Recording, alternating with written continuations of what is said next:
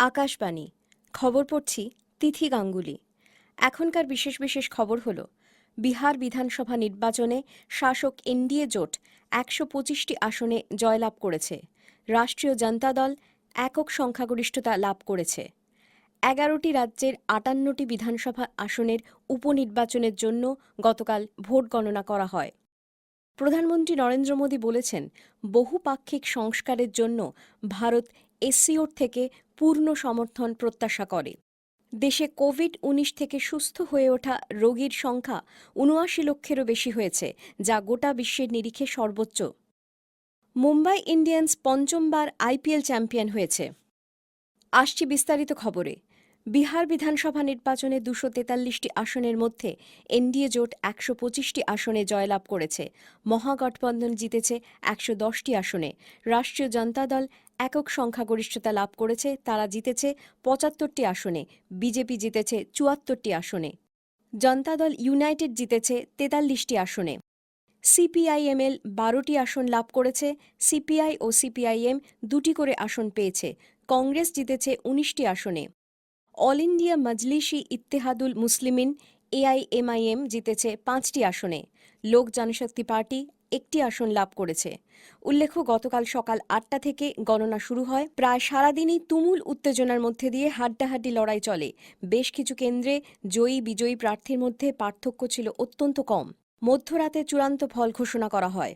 গুজরাট, মধ্যপ্রদেশ, উত্তরপ্রদেশ, মণিপুর, নাগাল্যান্ড, কর্ণাটক, ওড়িশা, ছত্তিশগড়, হরিয়ানা, ঝাড়খণ্ড ও তেলেঙ্গানা এই ১১টি রাজ্যের বিধানসভার ৫৮টি আসনের উপনির্বাচনের জন্য গতকাল ভোট গণনা করা হয়। উত্তরপ্রদেশে ক্ষমতাসীন বিজেপি ৭টির মধ্যে ৬টি আসনই জিতেছে। শুধুমাত্র মালহানি আসনে সমাজবাদী পার্টি জয়ী হয়েছে। গুজরাটে ক্ষমতাসীন বিজেপি ৮টি আসনেই জিতেছে। মধ্যপ্রদেশের ২৮টি আসনের মধ্যে ১৯টি আসন জিতেছে বিজেপি। কংগ্রেস ৯টি আসন লাভ করেছে। মণিপুরে ক্ষমতাসীন বিজেপি ৪টি আসন জিতেছে, নির্দল একটিতে। নাগাল্যান্ডে ন্যাশনালিস্ট ডেমোক্রেটিক প্রোগ্রেস পার্টি একটি আসন লাভ করেছে, একটি জিতেছে নির্দল। কর্ণাটকে বিজেপি ২টি আসনই জিতেছে। তেলেঙ্গানায় একটি আসন বিজেপি জিতেছে। ওড়িশায় ক্ষমতাসীন বিজেডি ২টি আসনে জিতেছে। ছত্তিশগড়ে কংগ্রেস একটি আসন জিতেছে। হরিয়ানায় একটি আসনে কংগ্রেস জিতেছে। ঝাড়খণ্ডে একটি আসনে কংগ্রেস ও একটিতে ঝাড়খণ্ড মুক্তি মোর্চা জিতেছে। বিহারের বাল্মীকিনগর লোকসভা কেন্দ্রের উপনির্বাচনে জেডিইউ জয়ী হয়েছে। প্রধানমন্ত্রী নরেন্দ্র মোদী বলেছেন, ভারত বর্তমান বিশ্বের বাস্তব পরিস্থিতির উপযোগী বহুপাক্ষিক সংস্কারের জন্য এসসিও সদস্য দেশগুলির থেকে পূর্ণ সমর্থন প্রত্যাশা করে।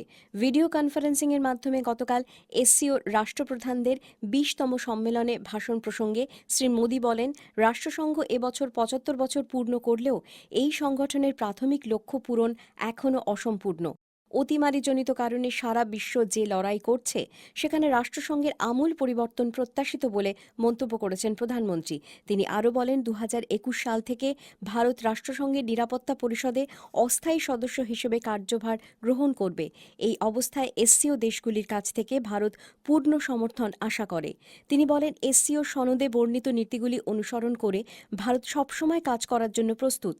তিনি এর সঙ্গে আরও বলেন, এটা দুর্ভাগ্যজনক যে এসসিওর আলোচ্যসূচিতে বারবার দ্বিপাক্ষিক বিষয়গুলি নিয়ে আসার চেষ্টায় সাংহাই স্পিরিট লঙ্ঘিত হয়। শ্রী মোদী তার ভাষণে বলেন, অতিমারির এই সংকটের সময় ভারত ১৫০টি দেশে প্রয়োজনীয় ওষুধ পাঠিয়েছে। বিশ্বের বৃহত্তম টিকা উৎপাদনকারী দেশ হিসেবে ভারত এই সংকট মোকাবিলায় সমগ্র মানবজাতিকে সহায়তা করার জন্য প্রস্তুত বলে মত প্রকাশ করেছেন প্রধানমন্ত্রী। প্রধানমন্ত্রী নরেন্দ্র মোদী আজ ভিডিও কনফারেন্সিংয়ের মাধ্যমে কটকের আয়কর আপিল ট্রাইব্যুনাল আইটিএটির দপ্তর ও আবাসনের উদ্বোধন করবেন। অনুষ্ঠানে কেন্দ্রীয় আইন ও বিচার, যোগাযোগ, বৈদ্যুতিন ও তথ্য প্রযুক্তি মন্ত্রী রবিশঙ্কর প্রসাদ, পেট্রোলিয়াম ও প্রাকৃতিক গ্যাস এবং ইস্পাত মন্ত্রী ধর্মেন্দ্র প্রধান, ওড়িশার মুখ্যমন্ত্রী নবীন পটনায়ক সহ বহু বিশিষ্ট ব্যক্তিরা উপস্থিত থাকবেন। উল্লেখ্য, আইটিএটির কটক শাখা ১৯৭০ সালে ২৩শে মে তৈরি হলেও এতদিন এর কোনো নিজস্ব ভবন ছিল না। বর্তমানে নবনির্মিত দপ্তর ও আবাসন ১.৬ একর জমিতে গড়ে তোলা হয়েছে।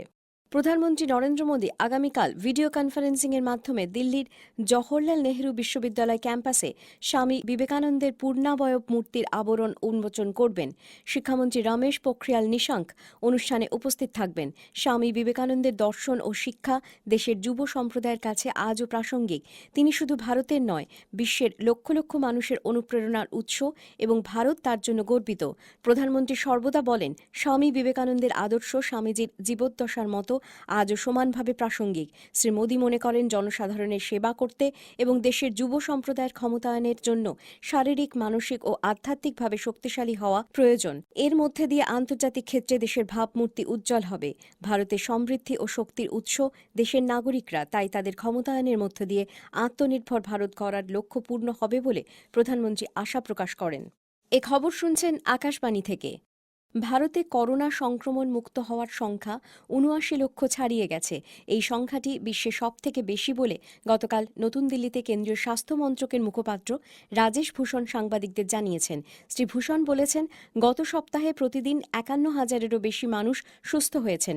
প্রতি ১০ লক্ষ জনসংখ্যায় ভারতে সংক্রমণ সবচেয়ে কম বলে তিনি জানান। প্রতি ১০ লক্ষে ভারতে সংক্রমণ যেখানে ৬,২২৫, সেখানে বিশ্বব্যাপী এই সংখ্যাটা ৬,৪৩৯। তিনি আরও বলেন, দেশে এ পর্যন্ত ৯২%-এরও বেশি মানুষ সুস্থ হয়েছেন।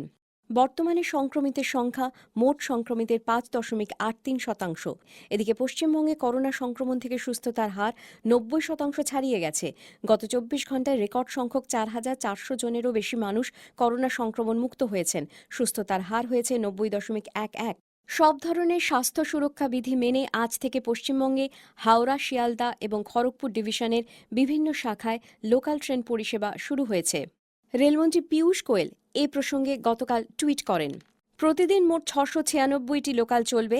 এর মধ্যে শিয়ালদা মেন এবং বনগাঁ শাখায় ২৭০টি, দক্ষিণ শাখায় ১৪৩টি, হাওড়া ডিভিশনে ২০২টি এবং খড়গপুর ডিভিশনে দিনে ৮১টি ট্রেন চালানো হবে বলে রেল সূত্রে জানা গেছে।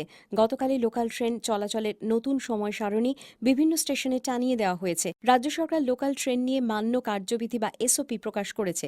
সব যাত্রীকে বাধ্যতামূলকভাবে মাস্ক বা ফেস কভার ব্যবহার করতে হবে। মানুষকে আরও সচেতন করতে অডিও ভিজুয়াল মাধ্যমে প্রচারে জোর দিতে হবে। ১৬ দফা এই নির্দেশিকায় ট্রেনের কামরা জীবাণুমুক্ত করা, স্টেশনে প্রবেশ ও প্রস্থানের পথ আলাদা করা এবং প্ল্যাটফর্মে আইসোলেশন রুম রাখার কথা বলা হয়েছে। ভিড় নিয়ন্ত্রণে প্রয়োজনে আরপিএফ, রাজ্য পুলিশ ও জিআরপিকে সাহায্য করবে। ভারতীয় সেনাবাহিনী গতকাল বাংলাদেশের সেনাবাহিনীকে ২০টি প্রশিক্ষিত ঘোড়া ও ১০টি কুকুর উপহার দিয়েছে। বেনাপোল পেট্রাপোল সীমান্তে চেকপোস্টে এ সংক্রান্ত এক অনুষ্ঠানে দুদেশের শীর্ষস্থানীয় আধিকারিকরা উপস্থিত ছিলেন। প্রতিরক্ষা মন্ত্রক গতকাল এক প্রেস বিবৃতিতে জানায়, এর ফলে দুদেশের মধ্যে দ্বিপাক্ষিক সম্পর্ক আরও মজবুত হবে বলে আশা করা হচ্ছে। ভারতীয় সেনাবাহিনী ঘোড়া ও কুকুরদের পরিচালনা করার জন্য বাংলাদেশের সেনাকর্মীদেরও প্রশিক্ষণ দিয়েছে। মার্কিন রাষ্ট্রপতি ডোনাল্ড ট্রাম্প প্রতিরক্ষা সচিব মার্ক এসপারকে বরখাস্ত করেছেন।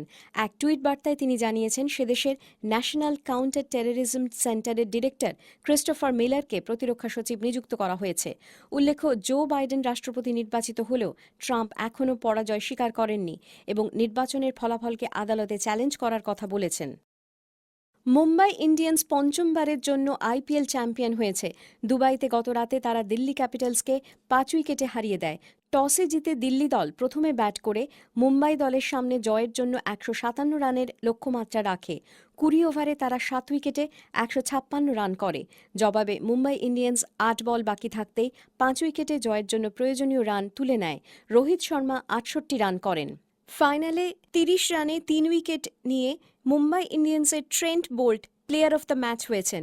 প্লেয়ার অফ দ্য টুর্নামেন্ট হয়েছেন রাজস্থান রয়্যালসের জোফরা আর্চার। শেষ করার আগে খবরের বিশেষ অংশ আরেকবার। বিহার বিধানসভা নির্বাচনে শাসক এনডিএ জোট ১২৫টি আসনে জয়লাভ করেছে। রাষ্ট্রীয় জনতা দল একক সংখ্যাগরিষ্ঠতা লাভ করেছে। ১১টি রাজ্যের ৫৮টি বিধানসভা আসনের উপনির্বাচনের জন্য গতকাল ভোট গণনা করা হয়। প্রধানমন্ত্রী নরেন্দ্র মোদী বলেছেন, বহুপাক্ষিক সংস্কারের জন্য ভারত এসসিওর থেকে পূর্ণ সমর্থন প্রত্যাশা করে। দেশে কোভিড-১৯ থেকে সুস্থ হয়ে ওঠা রোগীর সংখ্যা ৭৯ লক্ষেরও বেশি হয়েছে, যা গোটা বিশ্বের নিরিখে সর্বোচ্চ। মুম্বাই ইন্ডিয়ান্স পঞ্চমবার আইপিএল চ্যাম্পিয়ন হয়েছে। করোনা সংক্রমণ এড়াতে মাস্ক পরুন ও ঠিকভাবে পরুন, 2 গজ দূরে থাকুন, নিরাপদ দূরত্ব বজায় রাখুন, হাত ও মুখ পরিষ্কার পরিচ্ছন্ন রাখুন। খবর শেষ হলো।